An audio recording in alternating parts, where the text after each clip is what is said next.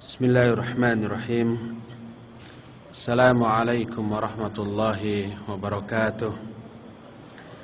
Innal hamdalillah nahmaduhu wa nasta'inuhu wa nastaghfiruh wa na'udzu billahi min shururi anfusina wa sayyiati a'malina. Man yahdihillahu fala mudilla lahu wa man yudlil fala hadiya lahu.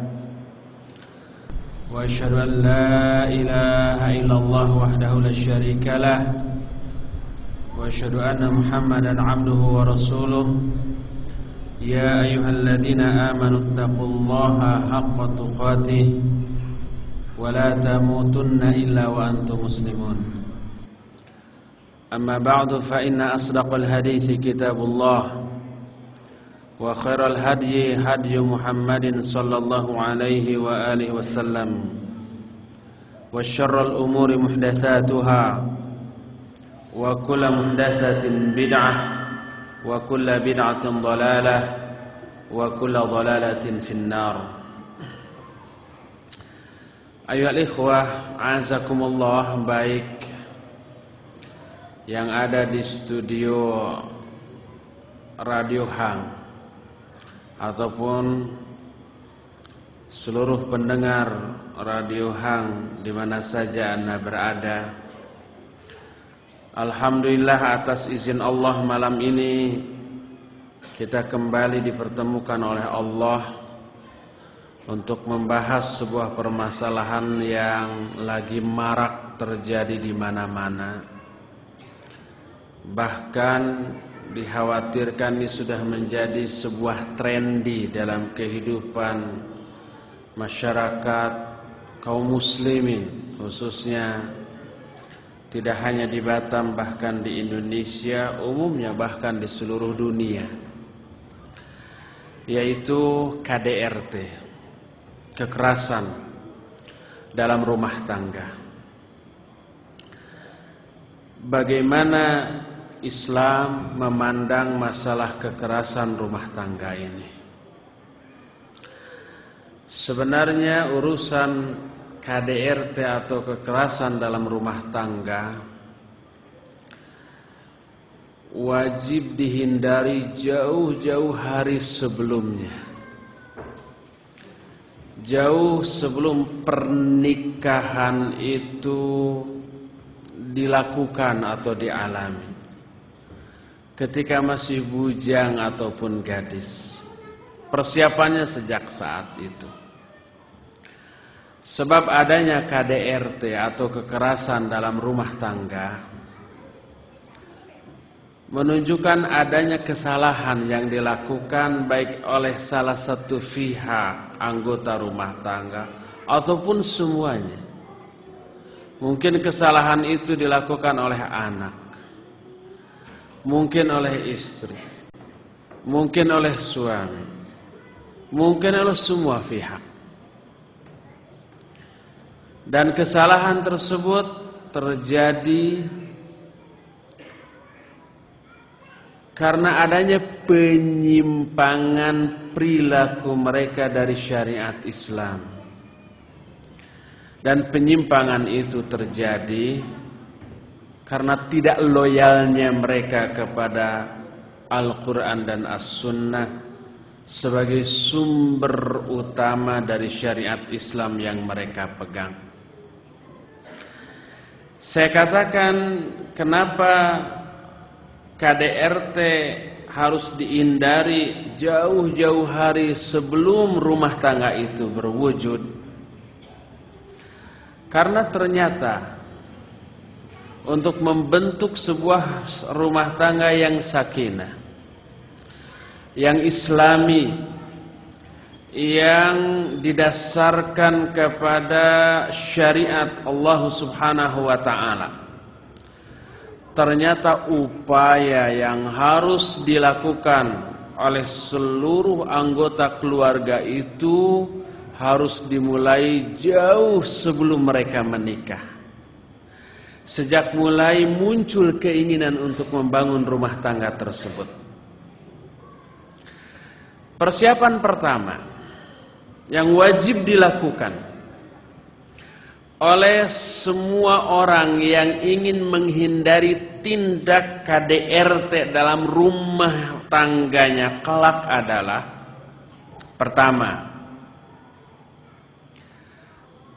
mulailah untuk memilih pasangan hidup yang soleh dan solihah. Kenapa demikian? Sebab Nabi alaihi salatu wassalam dalam salah satu hadis yang diriwayatkan oleh Imam Ibnu Addi dan Ibnu Asakir dari Aisyah radhiyallahu anha.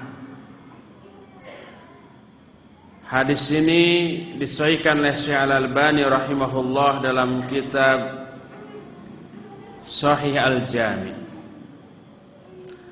bahwa Rasul sallallahu alaihi wa alihi wasallam bersabda, takhayyaru linutfikum fa innan nisaa yalidna ashbaha ikhwanihinna wa akhawatihinna. Kata Nabi sallallahu alaihi wasallam, pilihkanlah untuk nutfah kalian. Nutfah itu sperma. Pilihkanlah tempat untuk sperma-sperma kalian.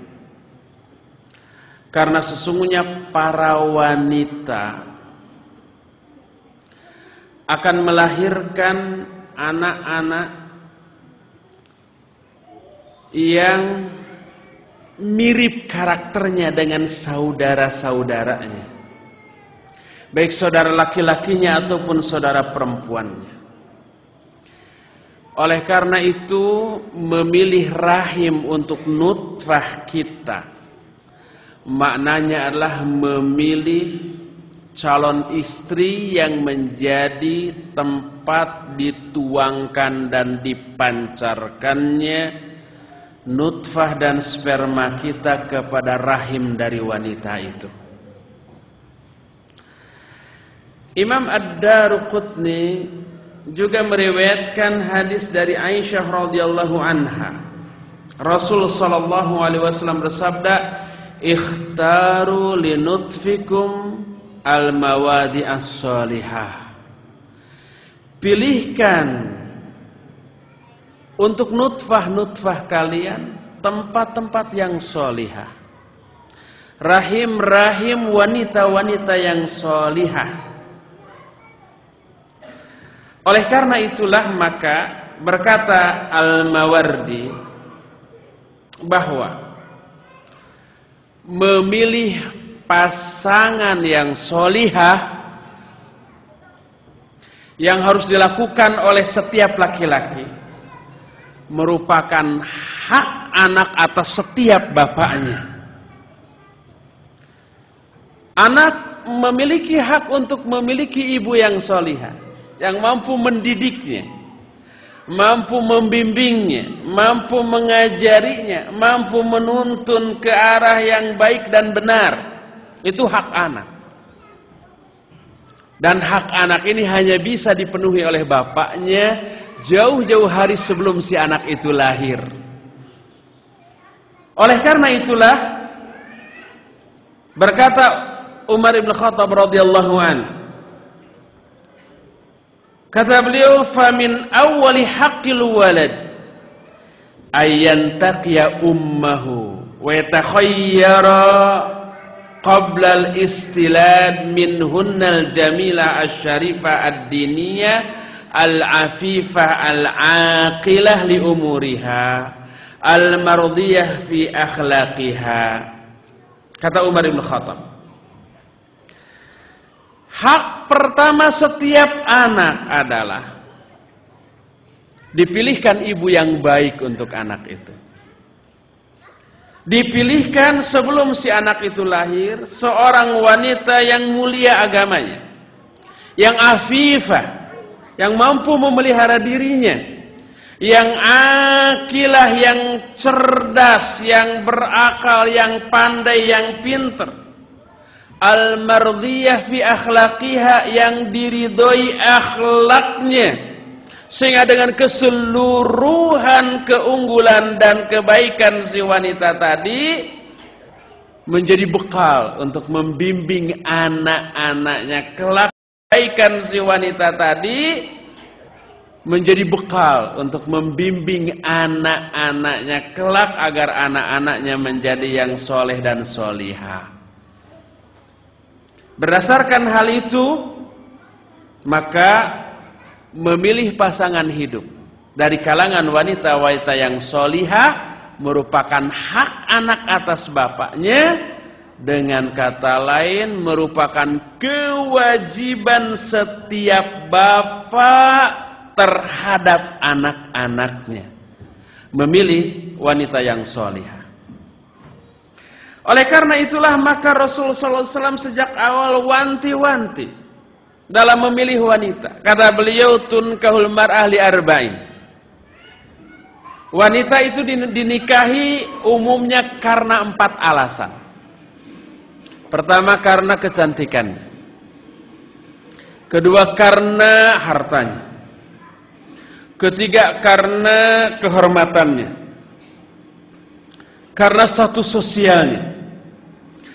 Karena mungkin gelar kalau sekarang.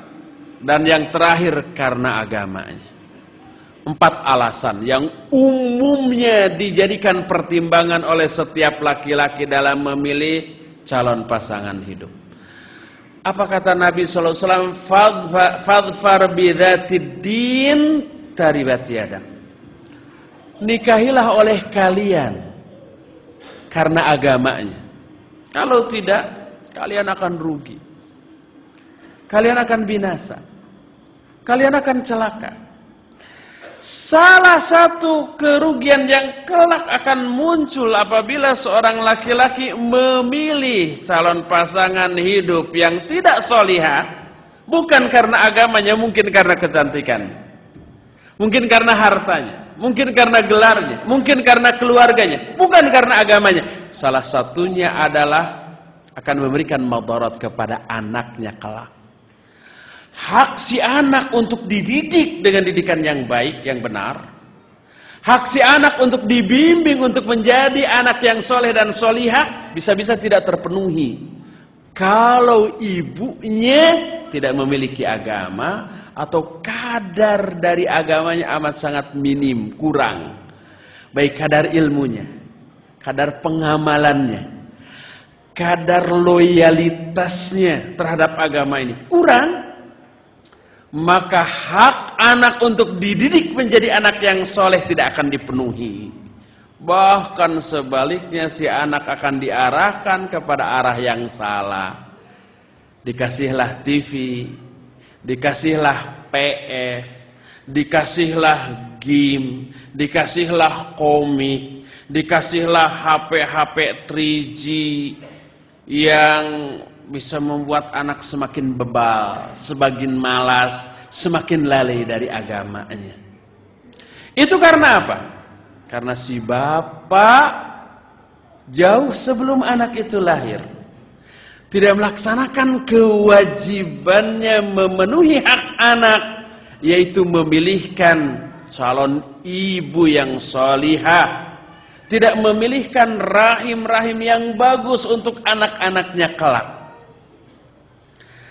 Padahal Nabi SAW dalam salah satu hadis yang diriwayatkan oleh Imam Al-Bukhari, diterima dari Abu Hurairah radhiyallahu anhu, pernah mengisyaratkan tentang kriteria wanita yang baik yang beliau kenal. Kata beliau, khairun nisa raqibnal ibil, salihun nisa'i Quraisy, ahnahu ala waladin fi sighrihi, war'ahu ala zaujin fi dhati yadih. Sebaik wanita-wanita penunggang unta adalah wanita-wanita soleh di kalangan Quraisy. Itu sebaik-baik wanita yang dikenal oleh Nabi sallallahu alaihi wasallam. Apa alasannya? Kenapa Nabi sallallahu alaihi wasallam menyatakan demikian? Karena mereka wanita-wanita Quraisy itu mendidik anak-anak mereka sejak kecil wa ar'ahu ala zaujin fi dhati yadi, dan melayani suaminya langsung oleh tangannya sendiri. Dua hal inilah yang menyebabkan Nabi mencap mereka sebagai sebaik-baik wanita. Mendidik langsung anak-anaknya dan melayani suaminya juga secara langsung oleh tangan mereka sendiri. Untuk itulah maka Nabi SAW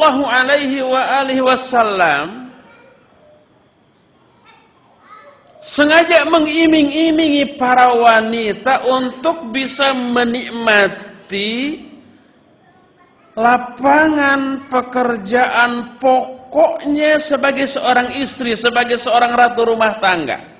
Setiap hari kan wanita sejak mulai bangun tidur sampai tidur kembali, maksudnya bangunnya subuh, tidurnya nanti malam.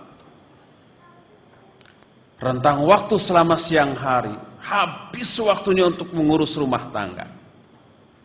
Nyuci piring, nyuci baju, masak, ngepel, nyapu, beres-beres. Kalau dirinci, kurang dari 10 poin tuh pekerjaan wanita. Masak, nyuci piring, nyuci baju, nyapu, ngepel, beres-beres, nyetrika, baru 7 tuh, apa lagi? Berdandan, 8, apa lagi coba? Sedikit. Tapi waktu yang dibutuhkan untuk itu seolah-olah 24 jam gak cukup, gak beres-beres.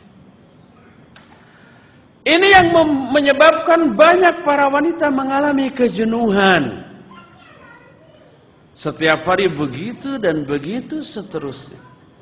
Kejenuhan ini seringkali melahirkan ketidakikhlasan dalam melaksanakan semua kewajibannya.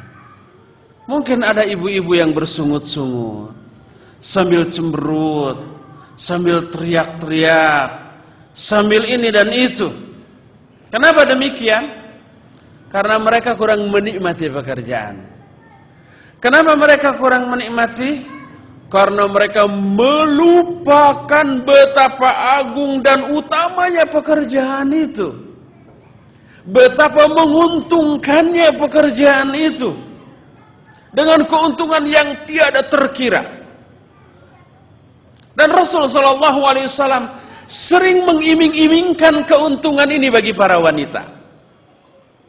Dalam salah satu hadis yang diriwayatkan oleh Imam Muslim dalam kitab sahihnya, seorang wanita namanya Asma binti Yazid radhiyallahu anha datang kepada Nabi alaihi salatu wassalam. Dia berkata, "Inni rasulu man warai min jama'ati nisa'il muslimin kullihinna wa kulluhunna yaqulna biqauli wa ala mithli ra'yi."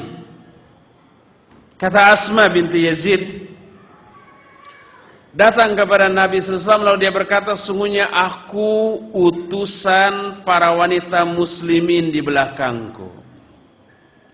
Mereka semua berkata dengan perkataanku dan memiliki pikiran yang sama dengan pikiranku." Jadi mewakili para wanita. Lalu dia berkata, "Innallaha ba'athaka ila rijali wan nisa. Fa'amanna bika wattaba'nak. Wa nahnu ma'syarun nisa maqsuratun muhadzaratun qawa'idu buyutin.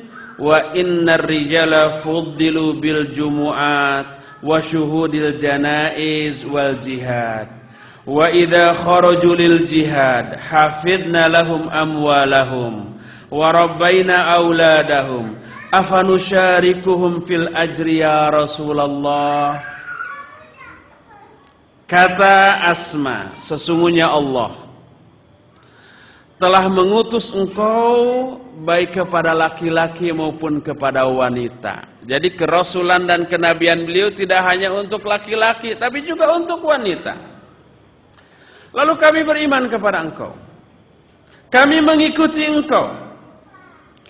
Sedangkan kami kaum wanita terbelenggu, terbatas. Kami hanya duduk-duduk di rumah. Sedangkan kaum laki-laki diberi keutamaan dengan sholat Jumat, mengurus jenazah dan jihad. Dan ketika mereka keluar untuk jihad, kami memelihara harta mereka, menjaga harta mereka, mendidik anak-anak mereka. Apakah kami anak mereka? Apakah kami juga memperoleh pahala yang sama, wahai Rasulullah, dengan mereka? Kita lihat para wanita menyebut beberapa keunggulan yang Allah berikan kepada para laki-laki. Jumatan, pahalanya besar. Sedangkan para wanita tidak. Dan ini dijadikan dalil oleh sebagian ulama yang menyatakan para wanita tidak wajib Jumat. Disebut juga mengurus jenazah sampai ke pemakaman. Para wanita dilarang ikut ke pemakaman sekalipun pelarangannya tidak ditekankan. Sebatas makruh. Disebutkan juga jihad. Sebuah ibadah yang super agung. Menang pahala besar dan ghanimah harta perampasan perang yang banyak, kalah syahid. Semuanya itu ibadah agung, pahalanya besar. Sedangkan para wanita duduk di rumah, nyuci, ngepel. Kalau zaman sekarang ya, zaman dulu mungkin nggak ada ngepel. Nyapu, masak, udah itu disangkanya itu ringan. Bagaimana dengan pahalanya? Maka Nabi SAW berpaling kepada para sahabatnya sambil mengatakan, hal sami'tum maqalata imra'atin ahsana su'alan an diniha min hadhihi? Apakah kalian pernah enggak mendengar ucapan seorang wanita yang lebih bagus pertanyaan agamanya dibanding wanita ini? Kata para sahabat, tidak ya Rasulullah. Tidak pernah ada wanita yang lebih bagus pertanyaannya daripada wanita ini. Lalu Rasulullah SAW bersabda, insarifi ya Asma, wa'lami mawwara'aka minan nisa, anna husna taba'uli ihdakunna li zawjiha, wa talabaha li mardatihi, wattiba'aha li muwafaqatihi, ya'dilu kullama dzakart. Kata Nabi SAW, pulanglah engkau hai Asma, dan beritahukan kepada para wanita di belakangmu bahwa bagusnya pelayanan kamu kepada suamimu dan upaya kamu mencari keridhaan suamimu dan sikapmu dalam mengikuti apa saja yang diputuskan oleh suamimu selama itu baik, itu pahalanya sebanding dengan amalan-amalan yang kamu sebutkan tadi. Dengan wahai akhwat para wanita, malah dikerasin sama anak yang nangis. Jangan dicubitin anaknya. Tadi disebutkan bahwa bagusnya pelayanan seorang istri kepada suami, selalu berusaha mencari keridhaan suami. Pahala dari semuanya itu sebanding dengan keutamaan pahala Jumatan, pahala mengurus jenazah, bahkan pahala jihad di jalan Allah Subhanahu wa ta'ala. Bayangkan semua itu. Memasak ibu demi keridhaan suami, mencuci, mengepel, beres-beres, menyapu demi mencari keridhaan suami, menyenangkan mereka, menyenangkan anak-anak mereka.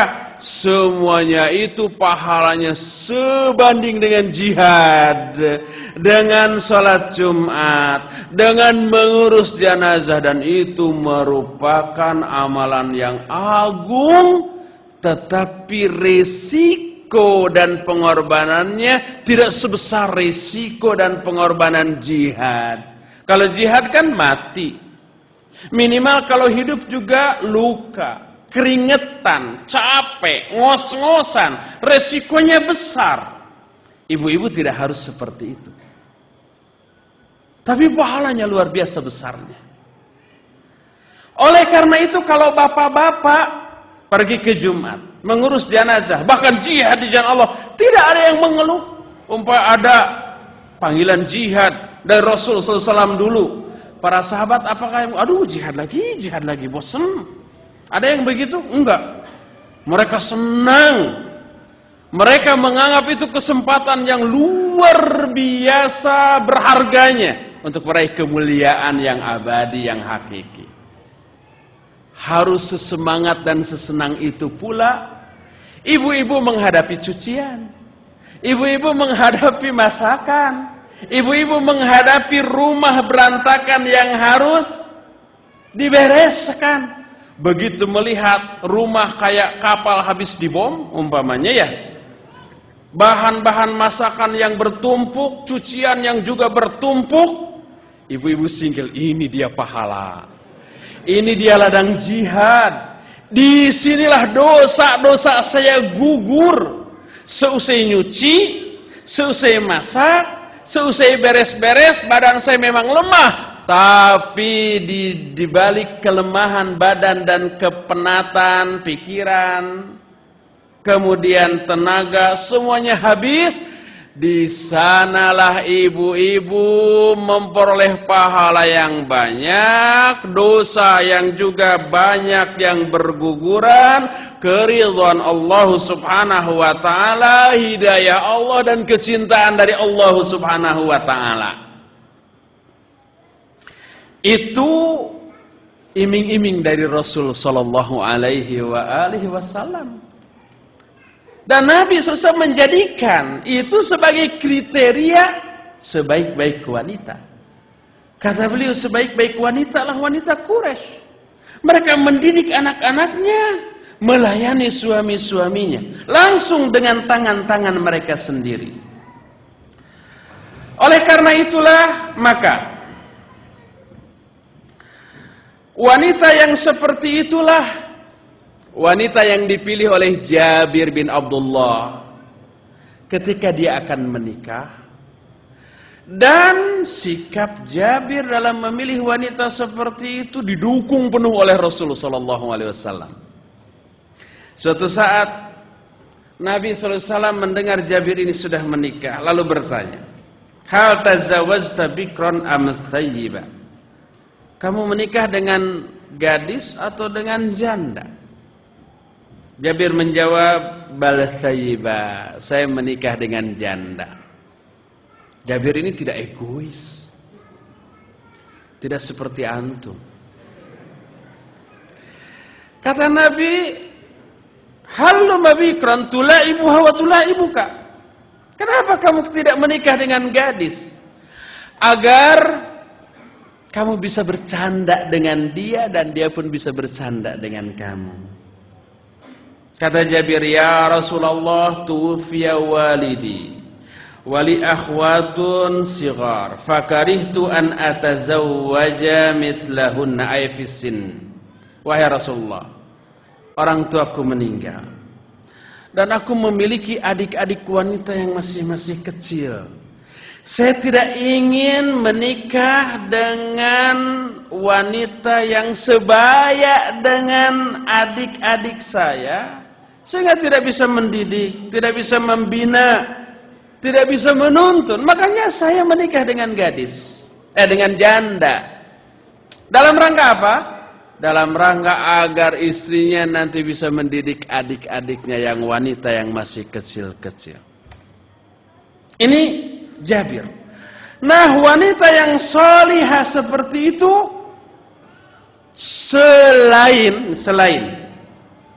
selain merupakan kekayaan yang tak terhingga, juga merupakan simpanan tabungan yang tidak ternilai harganya, melebihi dari harga emas dan perak.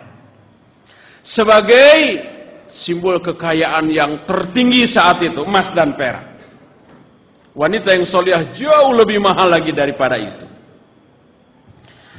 Disebutkan dalam salah satu hadis, diriwayatkan oleh Imam At-Tirmidzi dari Thauban radhiyallahu anhu, ketika turun ayat walladzina yaknizuna adh-dhahaba wal fiddah wa la yunfiqunaha fi sabilillah, dan orang-orang yang menyimpan emas-emas dan perak-perak dan tidak menginfakannya di jalan Allah, itu nanti kan akan jadi api neraka emas dan perak yang tidak dizakati.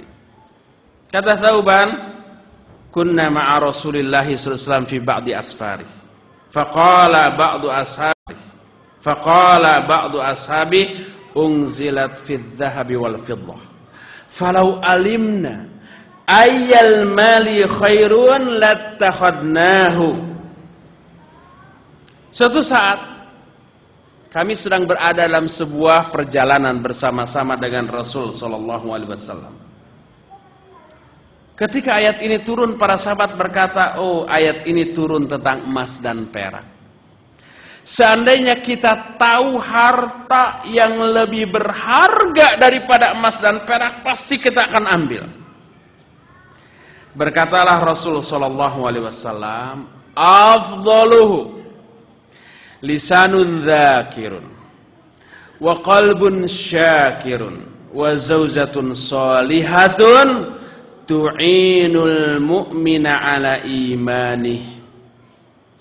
Kata Nabi SAW, harta yang paling afdol, yang lebih utama daripada emas dan perak adalah, coba miliki ini, ada 3. Pertama, lisanun dzakirun, lisan yang selalu berzikir. Sayang sekali selama saya di sini sampai akhir nanti tidak dijadwalkan untuk membahas masalah zikir. Dijadwal nggak ada. Tapi kalau mau dijadwalkan ba'da subuh nggak apa-apa, silakan. Kedua, wa qalbun syakirun, hati yang selalu bersyukur. Syukur juga perlu pembahasan. Yang ketiga, wa zaujatun sholihah, istri yang solihah, yang akan bisa membantu suaminya untuk memperkuat imannya.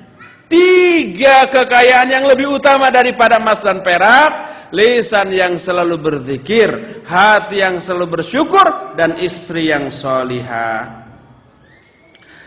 Berkata Ibnu Abbas radhiyallahu anhuma dalam sebuah hadis yang diriwayatkan oleh Imam Abu Dawud dalam kitab Sunannya, lamma nazalat hadhil ayah walladzina yaknizuna adh-dhahaba wal fiddah kabura dzalika 'alal muslimin. Kata Ibnu Abbas, ketika turun ayat tentang orang-orang yang menyimpan emas dan perak lalu tidak diinfakkan di jalan Allah, beratlah hal itu bagi kaum muslimin. Lalu Umar berkata, saya akan bertanya ini untuk kalian kepada Rasul sallallahu alaihi wasallam. Lalu berkatalah Umar kepada Nabi sallallahu alaihi wasallam. Kata Umar, ya Nabi Allah, innahu kabura ala ashabika hadhil ayah. Wahai Rasulullah, ayat ini amat sangat berat bagi sahabat-sahabatmu. Lalu Rasul sallallahu alaihi wasallam bersabda, innallaha lam yafridiz zakah illa liyatiba ma baqiya min amwalikum wa innama faradal mawarith litakuna liman ba'dakum. Fakhabura Umar thumma qala lahu Ala ukhbiruka bima yaknizur rajul al-mar'atu salihah. Idza nadhara ilaiha zawjuha sarrathu wa idza amaraha ata'athu wa idza ghaba anha hafizathu. Allahumma ij'al zawjatina salihatin qanitatin hafizatin lil ghaib. Kata Rasul sallallahu alaihi wasallam, sesungguhnya Allah tidaklah mewajibkan zakat kecuali agar harta sisa yang sudah dizakati itu menjadi baik bagi kalian. Allah pun hanyalah mewajibkan waris agar maslahat bagi orang-orang yang kalian tinggalkan. Lalu Umar tetap masih merasa berat dengan jawaban itu. Lalu kata Nabi sallallahu alaihi wasallam, mau enggak aku kabarkan kepada kamu tentang simpanan berharga bagi seorang laki-laki, yaitu seorang istri yang salihah, yang apabila suaminya memandang kepadanya, dia akan menyenangkan suaminya. Bila suaminya memerintahkan kepadanya, dia mentaati perintah suaminya. Dan bila suaminya tidak ada di hadapannya, dia memelihara harta suaminya dan memelihara kehormatan dirinya. Itu iming-iming dari Rasul sallallahu alaihi wasallam bahwa wanita yang salihah adalah harta yang tidak ternilai, jauh lebih mahal dan lebih berharga daripada emas dan perak. Oleh karena itu, seorang suami yang memiliki istri yang salihah, dia adalah suami yang kaya raya, karena jauh lebih mahal daripada emas dan perak. Maka jadilah kita laki-laki yang kaya karena memiliki istri yang solihah, dan itu harus diupayakan sebelum kita menikah. Pilih wanita-wanita yang solihah. Lihat agamanya, jangan dilihat wajahnya. Lihat umpamanya akhlaknya, loyalitasnya kepada syariat Islam. Jangan dilihat pendidikannya, jangan dilihat status sosialnya, jangan dilihat juga kehormatannya. Yang penting kalau agamanya baik, insya Allah ini merupakan bibit yang amat berharga untuk memiliki kekayaan yang tidak ternilai harganya. Oleh karena itu, ketika Imam Ahmad rahimahullah disodori dua wanita untuk dinikahi pada waktu usia 40 tahun. Imam Ahmad termasuk orang yang telat nikah. 40 tahun baru menikah. Bukan karena beliau nggak laku di pasaran, bukan. Kalau mau sejak awal itu bisa 4. Tapi beliau sibuk dengan ilmu, belajar mengajar, belajar mengajar, belajar mengajar. Seperti yang dialami oleh Syekhul Islam Ibn Taimiyah, seperti yang dialami juga oleh Al-Imam An-Nawawi rahimahumullahu ta'ala jami'an. Semuanya mereka tidak menikah. Imam Ahmad menikahnya juga telat. Semuanya itu karena sibuk dengan ilmu, belajar mengajar, belajar mengajar. Di lain pihak kita sibuknya dengan nikah, dengan ilmu tidak begitu sibuk. Usia 40 tahun disodori dua wanita adik kakak. Adiknya cantik, kakaknya salah satu matanya picek, ada gangguan, ada cacat, dan otomatis itu mengurangi kadar kecantikan. Mana yang dipilih oleh Imam Ahmad? Imam Ahmad bertanya, ayyuhuma azka? Siapa di antara kedua wanita ini yang lebih cerdas? Dijawab kakaknya. Saya pilih itu deh. Dipilihlah kakaknya untuk dinikahi. Dari hasil pernikahan ini lahir anak yang kemudian menjadi penerus ayahnya, seorang ulama juga, namanya Abdullah bin Ahmad bin Hanbal, yang sering rajin mengikuti pelajaran bapaknya lalu menuliskan pelajaran bapaknya jadi aja kitab. Makanya beliau diberi kunyah dengan gelar dengan kunyah Abu Abdillah. Itu Imam Ahmad bin Hanbal rahimahullahu ta'ala. Oleh karena itu, langkah pertama yang harus dilakukan oleh setiap muslim yang kelak dalam rumah tangganya tidak sampai terjadi KDRT, kekerasan dalam rumah tangga, jauh-jauh hari sebelumnya carilah wanita yang solihah untuk menjadi calon pasangan hidupnya, calon ibu dari anak-anaknya kelak. Ini pertama, usaha pertama. Kedua, setelah menikah, usaha yang harus dilakukan oleh seorang muslim untuk menghindari tindakan KDRT kelak adalah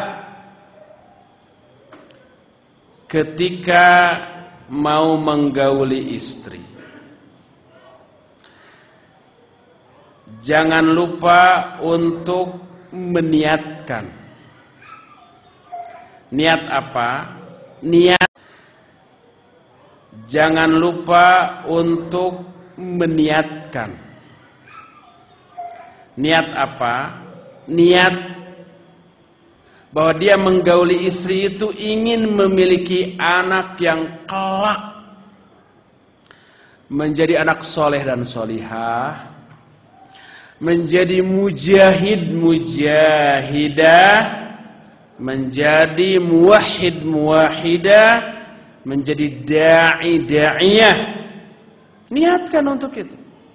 Untuk memiliki anak soleh, diniatkannya jauh sebelumnya. Anaknya beberapa bulan sebelum lahir, niatnya sudah ditetapkan. Sebuah hadis yang diriwayatkan oleh Imam Al-Bukhari dalam kitab sahihnya, Imam Bukhari mentabwib atau menetapkan sebuah judul bab man talabal walad lil jihad, orang yang menginginkan anak untuk berjihad. Hadis ini diterima dari Abu Hurairah radhiyallahu anhu, bahwa Rasul sallallahu alaihi wasallam bersabda, qala Sulaiman ibn Dawud alaihi wassalam, la atufanna al-lailata ala mi'ati imra'atin aw tis'in wa tis'in kulluhunna ya'ti bi farishin yujahidu fi sabilillah. Faqala lahu sahibu qul insyaallah, falam yaqul insyaallah, falam tahmil minhunna illa imra'atun wahidah. Qala Rasulullah SAW, walladhi nafsu Muhammadin biyadihi law qala insyaallah lajahadu fi sabilillahi fursanan ajma'un. Kata Nabi SAW, berkata Sulaiman bin Daud alaihi wassalam. Kata Sulaiman kan seorang raja, istrinya 100 orang, hebat. Saya ingin menggiliri dalam satu malam 100 orang wanita atau 99 wanita, 99 istri. Nanti semuanya melahirkan dan akan menjadi orang-orang yang berjihad di jalan Allah. Jadi dia menggiliri istri-istrinya yang 100 orang dalam semalam, hebat. Itu dengan niat agar masing-masing istri yang digaulinya itu melahirkan anak. Semua anaknya menjadi mujahid di jalan Allah. Lalu kawannya berkata, katakan olehmu insyaallah. Tapi dia tidak mengatakan insyaallah. Akhirnya tidak ada istri-istrinya yang hamil kecuali hanya seorang. Lalu kata Nabi SAW, demi Allah yang jiwa Muhammad ada dalam genggaman tangannya, seandainya Sulaiman mengatakan insyaallah akan lahir seorang mujahid dari setiap istrinya, lalu mereka akan berjihad di jalan Allah dalam keadaan berkuda semuanya. Hadis ini sahih dalam kitab Sahih Bukhari. Berkata Al-Hafidz Imam Ibnu Hajar rahimahullahu taala, kata beliau ketika mengomentari judul yang ditetapkan oleh Imam Al-Bukhari, bab man talabal walad lil jihad, bab orang yang menginginkan anak untuk berjihad, maknanya adalah ayyanwi indal mujama'ah husulal walad liyujahida fi sabilillah fayuhsalu lahu bidzalika ajrun wa illam yaqa lahu dzalik. Maknanya adalah hendaklah setiap laki-laki meniatkan ketika menggauli istrinya, meniatkan untuk memperoleh anak dari hasil pergaulannya tersebut, agar anak itu kelak berjihad di jalan Allah, lalu ayahnya memperoleh pahala hal itu sekalipun anaknya tidak jadi. Belum tentu hasil kita menggauli istri saat itu hamil, belum tentu. Tapi muhawalah sudah, usaha ikhtiar sudah, dan diniatkan untuk itu, mau jadi mau tidak pahalanya sudah dapat. Berkata Abul Hasan Al-Mawardi ketika menguatkan perkataan Al-Imam Ibnu Hajar ini, kata beliau, wa ayyanwiya fi dzalika kullihi niyatal walad wa ayyata'awwadha billahi minasyaitonir rajim wa yanwiya fil waladi anna Allah la'allahu yarzuquhu may ya'budullaha wa yuwahhiduhu wa yajri ala yadayhi salahal khalq.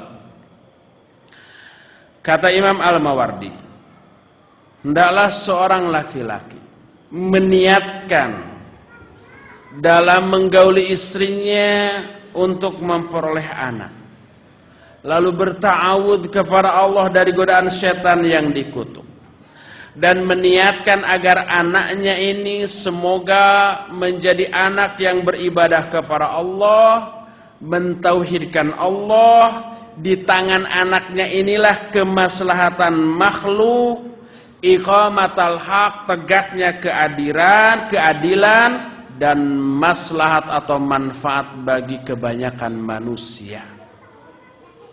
Jadi langkah kedua yang harus dilakukan untuk menghindari KDRT kelak di dalam rumah tangganya, yang pertama memilih pasangan yang solihah, yang kedua ketika jima meniatkan jima tersebut agar lahir anak-anak yang soleh solihah, yang zahid zahidah, yang mujahid mujahidah, yang alim alimah, yang bermanfaat bagi manusia pada umumnya. Terlebih Rasul sallallahu alaihi wasallam telah memberikan jaminan. Kata Nabi sallallahu alaihi wasallam, "Lau anna ahadakum idza jama'a qala Allahumma jannibna syaitan wa jannibi syaitan ma razaqtana faqadiya bainahuma walad lam yadurhu syaitan insyaallah." Kalau salah seorang di antara kamu mau menggauli istrinya, lalu dia berdoa, Allahumma jannibna syaitan wa jannibi syaitana ma razaqtana, ya Allah jauhkan kami dari syaitan dan jauhkan syaitan dari kami, dan jauhkan syaitan dari anak yang akan Engkau rizkikan kepada kami. Kalau dari hasil hubungan itu kelak melahirkan anak, maka insya Allah syaitan tidak akan bisa memadaratkan kepada anak itu. Jadi dua ikhtiar, niat ta'awudz ketika kita menggauli istri kita, yang kelak akan melahirkan anak-anak kita. Ini usaha yang kedua untuk menghindari KDRT. Apa hubungannya memilih wanita yang solihah, jima, hubungan dengan KDRT? Nanti erat sekali. KDRT itu di awal saya ungkapkan terjadi karena kesalahan salah satu pihak atau semua pihak. Dan kesalahan itu karena penyimpangan yang mereka lakukan dari Quran dan Sunnah. Penyimpangan itu bukti ketidaksolehan dan solihan mereka yang melakukan kesalahan tersebut. Ya, ada satu pihak yang berbuat salah, disikapi dengan sikap yang salah, jadi KDRT. Itu disebabkan karena ikhtiar mereka sejak awal tidak memperhatikan aspek ini. Tidak memperhatikan aspek kesolehan ketika mencari pasangan, juga ketika menggauli istrinya juga gabret-gabret aja tanpa memperhatikan adab dan niat, doanya kadang-kadang lupa, dan seterusnya. Ini usaha yang kedua. Ya, ini baru awal dari muqaddimah, tapi kita masih punya waktu besok insyaallah. Kita akan menemukan hubungan yang erat antara muqaddimah yang barusan dengan KDRT yang akan kita bahas besok malam sebagai kelanjutan malam ini. Untuk sekarang sudah sampai di sini dan sewaktu kita akan masuk ke sesi tanya jawab, dan pengaturan sesi tanya jawab saya serahkan ke pembawa acara. Alhamdulillah. Ini juga termasuk yang belum dibahas ya. Kita belum sampai kepada nikah. Iya. Pertama, ada dua kemungkinan nih.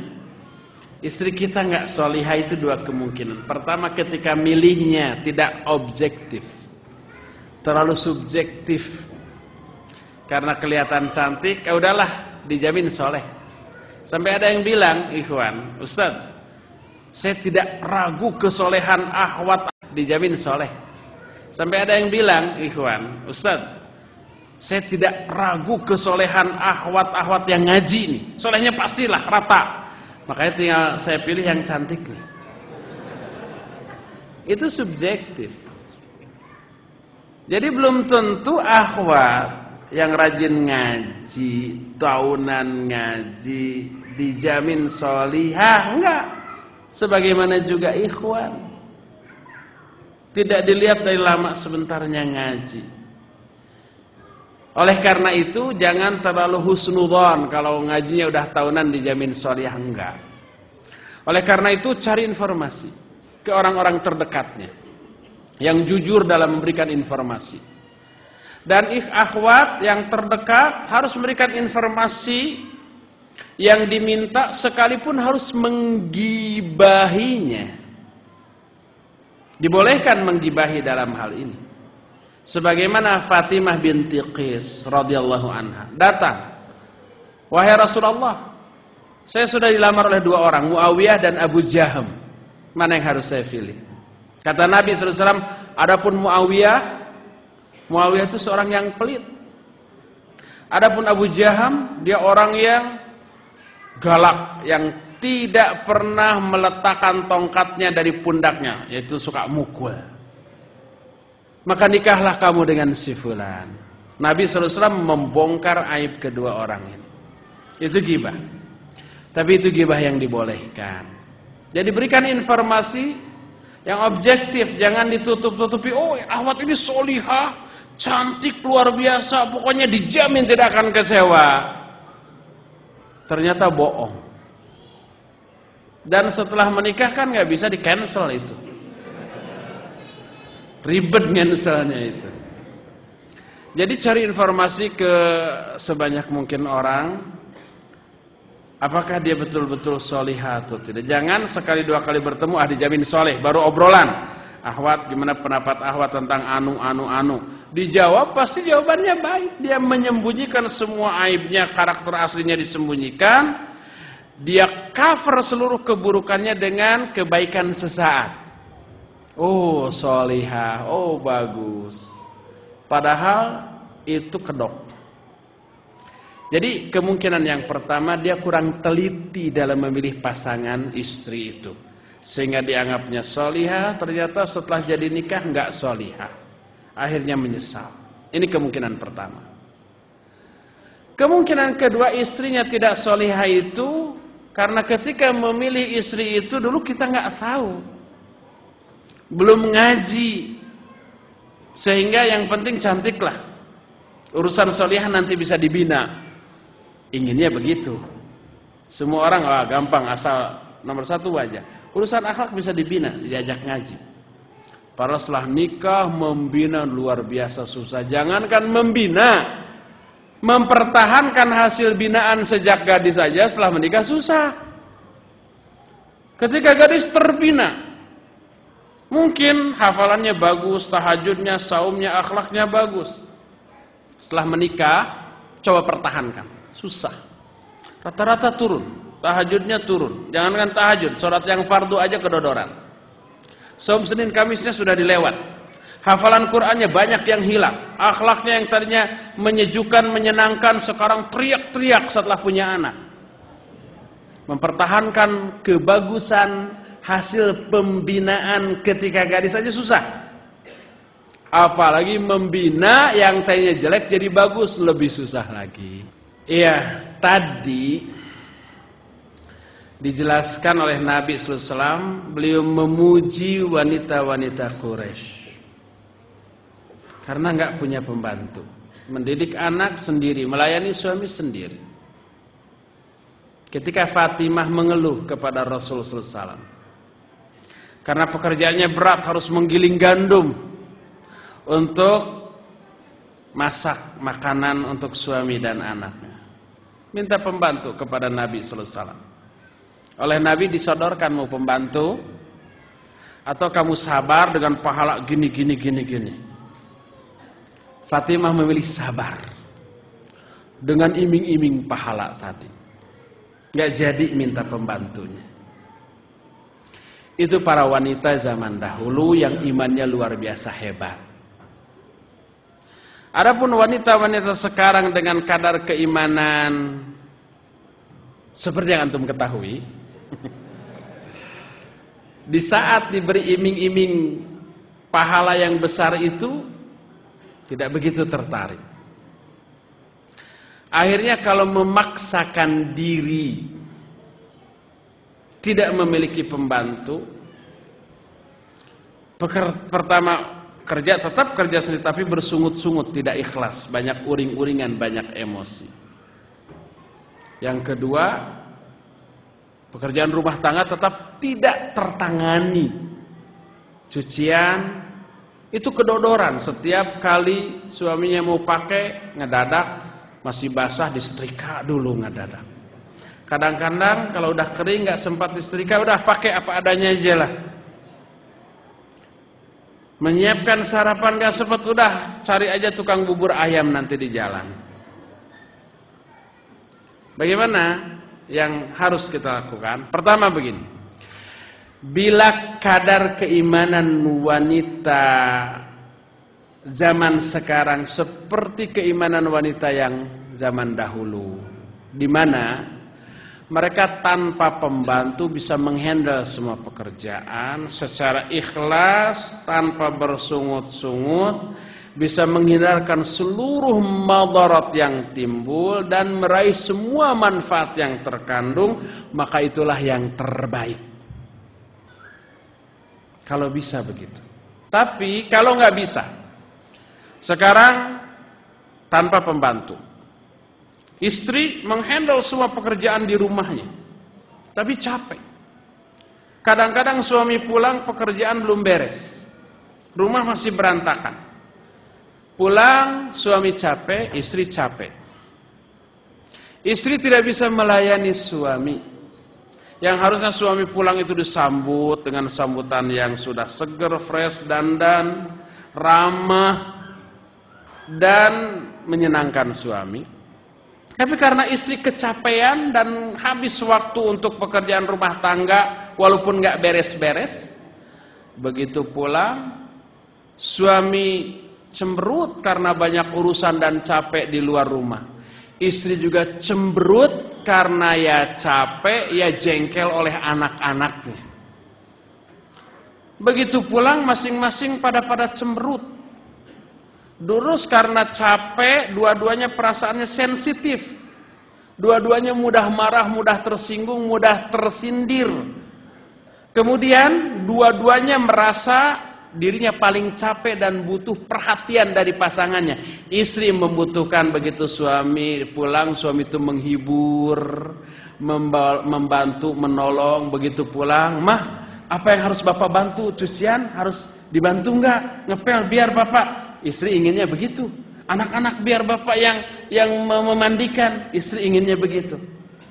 Sementara suami juga begitu. Begitu pulang ingin istrinya menyambut, mengambilkan tasnya, mengambil kipas karena panas lalu dikipasi, lalu sepatunya dibukakan, lalu ambil handuk yang basah lalu keringatnya diseka, lalu dihibur dengan kata-kata manis. Suami inginnya begitu.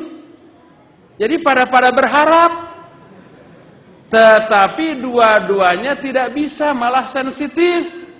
Kata suaminya, aduh capek kok nggak ada yang nyambut nih. Wah, istrinya langsung tersinggung. Tahu nggak, mama juga capek. Tuh lihat anak-anak kamu tuh. Jam segini belum mandi. Cucian aja belum kering. Tadi listrik mati lagi. Kulkas rusak tuh. Wah, segala macam. Suami baru capek sudah dilapori laporan-laporan yang buruk. Akhirnya suami menyesal. Aduh, saya menyesal pulang lebih cepat. Akhirnya sampai rumah disambut dengan sambutan seperti itu, bertengkar dan seterusnya, madarat. Karena kualitas iman si istri yang kurang bagus lah. Kita timbang maslahat dan madarat. Bila tanpa pembantu, lebih banyak madarat yang muncul.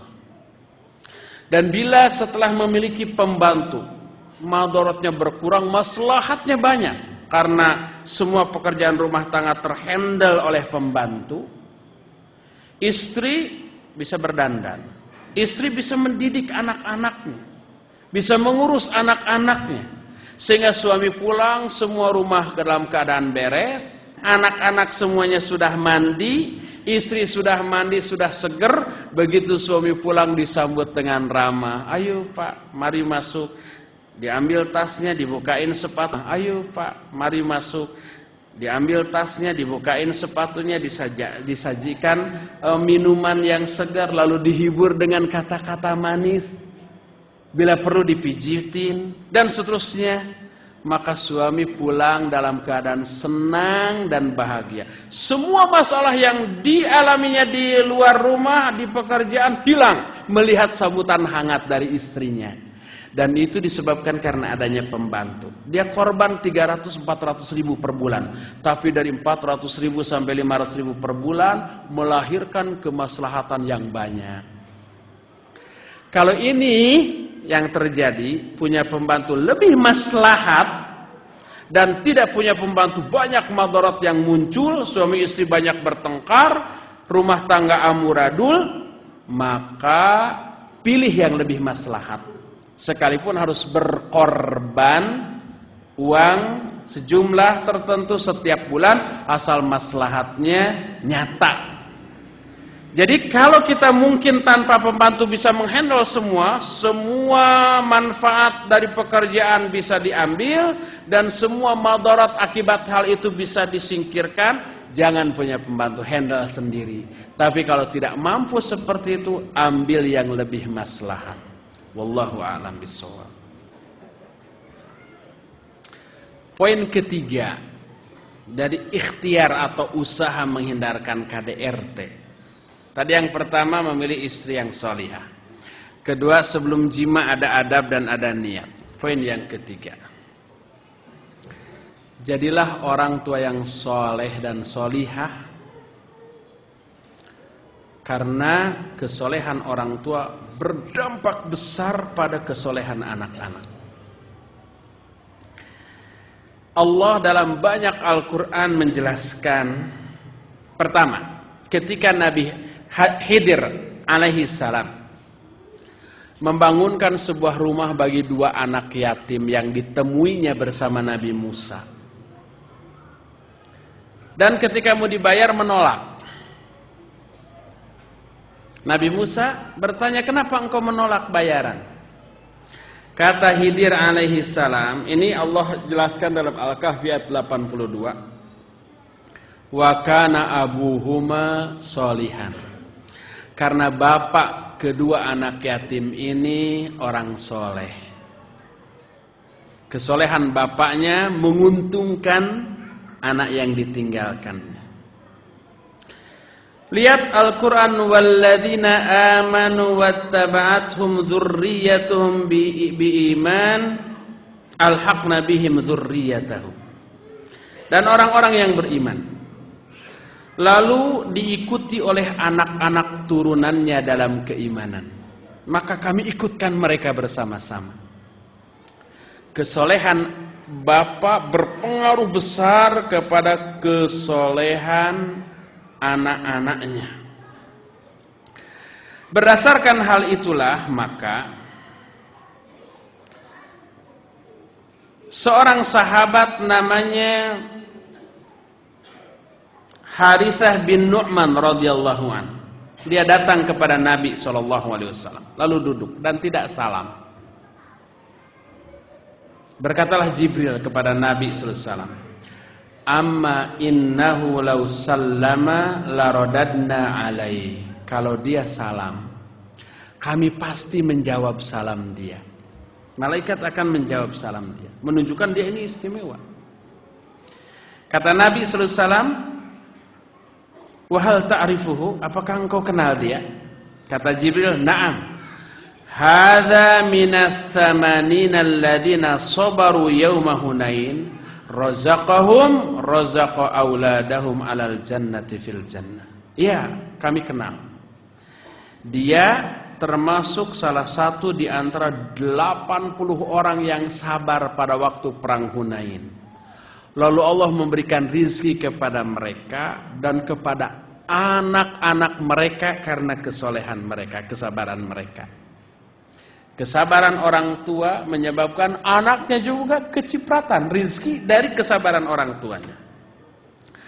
Oleh karena itulah maka berkata Sa'id bin Al-Musayyab rahimahullah, inni la usolli fa'adhkuru waladi fa'azidu fi solat.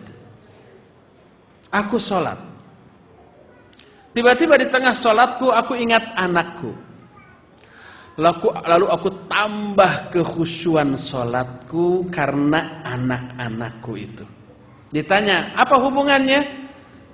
Karena kesolehan orang tua berpengaruh kepada kesolehan anak. Oleh karena itulah maka ketika seorang ulama as-salafus saleh namanya Sahal At-Tasturi menyatakan ketika menasihati anaknya, ya bunayya, inni la astaghfiru minas shalah li ajlika, wahai anakku, sesungguhnya aku memperbanyak salat karena engkau, karena ingat kepada engkau. Aku ingin engkau menjadi anak yang soleh, ahli ibadah, maka aku terlebih dahulu berupaya menjadi soleh dan ahli ibadah. Kata Sahal At-Tasturi, aku mendidik anakku ketika anakku masih berada dalam tulang sulbiku. Maksudnya anaknya masih berupa sperma, belum dipancarkan, masih bujang. Tapi masih belum dipancarkan, belum nikah, dia sudah menganggap ini calon anakku, aku akan pelihara, aku akan didik. Bagaimana cara mendidiknya? Cara mendidiknya dia menyatakan faubashiru ilal amalis soleh rajaan ayyukrimani Allahu bil waladis soleh. Cara memeliharanya adalah aku segera melakukan amal soleh dengan harapan Allah memuliakan aku dengan diberikan kepadaku anak yang soleh ketika anak itu masih berada dalam tulang sulbiku. Oleh karena itulah maka karena anak ini anugerah atas kesolehan kita, Kesolehan kita Allah anugerahi dengan anak yang soleh juga. Dan ketika kita tidak soleh, Allah akan azab dengan anak yang tidak soleh juga. Oleh karena itu, langkah ketiga agar kelak bisa menghindari tindakan KDRT dalam rumah tangga kita. Dan KDRT itu disebabkan karena kenakalan anak-anak salah satunya. Karena anaknya tidak soleh. Dan ketidaksolehan anaknya disebabkan karena ketidaksolehan bapaknya. Umumnya demikian. Oleh karena itu, maka bila ibu yang bertanya tadi curhat, ngajinya rajin, kasarnya juga rajin, kezalimannya juga ke anak dan istri rajin, kemudian kemaksiatannya juga rajin, serba rajin. Ingatkan, Pak, agar anak kita soleh, yuk kita soleh lebih dahulu. Agar kesolehan kita dianugerahi oleh Allah berupa anak yang soleh. Bila kita tidak soleh, nanti Allah mengazab kita dengan anak yang tidak soleh juga yang akan memusingkan kita.